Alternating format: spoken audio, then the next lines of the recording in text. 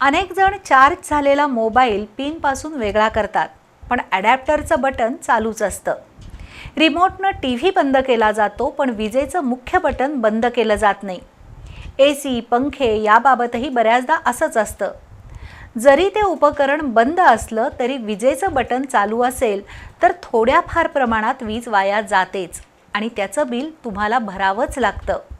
त्यामुळं कोणत्याही उपकरणाचा वीज पुरवठा बंद करण्यासाठी त्याचा स्विच म्हणजेच बटन बंद करण्याची सवय लावून घ्या, कारण त्यातून तुमचे पैसे आणि ऊर्जासुद्धा वाया जातीये.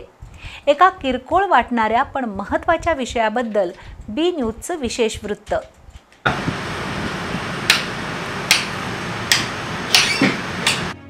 आपण मोबाईल चार्जिंगला लावतो, मग मधूनच मोबाईल पिनपासून वेगळा करतो, पण लाईटचं बटन चालूच असतं. आपल्याला वाटतं चार्जिंग होत नसल्यानं लाईट बिल वाढायचा प्रश्नच नाही. अनेक घरी रिमोटनं टीव्ही बंद केला जातो, पण लाईटचं बटन म्हणजे पॉवर सप्लाय चालूच असतो. हाच प्रकार मिक्सर, कम्प्युटर, लॅपटॉप याबाबत सुद्धा होतो. संबंधित उपकरण चार्ज झालं तरी बटन बंद केलं जात नाही आणि उपकरणाचा वापर होत नसला तरी लाईटचं बटन चालूच असतं. कधी आळस म्हणून तर कधी अज्ञानामुळं घरोघरी हे प्रकार पाहायला मिळतात. पण अशा वेळी तुम्ही चूक करताय, कारण साधा 5 वॅटचा मोबाईल चार्जर दिवसभर चालू राहिला तर 1 वॅट ऊर्जा वाया जाते. त्यामुळं वर्षभरात 365 वॅट ऊर्जा वाया जाते. 6 रुपये एका युनिटची किंमत गृहीत धरली तरी वर्षाला सुमारे 2000 रुपयांची वीज वाया गेलेली असते.